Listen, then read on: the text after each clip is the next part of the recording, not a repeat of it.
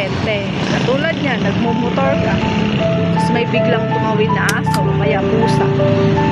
Dapat daw, diretso ka na lang daw doon. Kung saan ka papunta. O diretso ka daw sa ginagawa mong pagdadrive. Huwag ka daw biglang hihinto. Kasi, malamang daw, ikaw yung ma-aksidente, lalo na kapag mabilis ka, tapos may sumusunod sa'yo. Pwede ka niyang mabangga, or ikaw yung madulas, or ikaw yung masetlang. Kaya ang advice nila guys, sagasaan mo na lang daw yung tumatawid na hayop. Kapag sasakyan din, gano'n din. Kasi isa lang naman yung way. Pag may nakasalubong kang gano'n, ang pinaka ginagawa lang naman nating mga nagdadrive brake.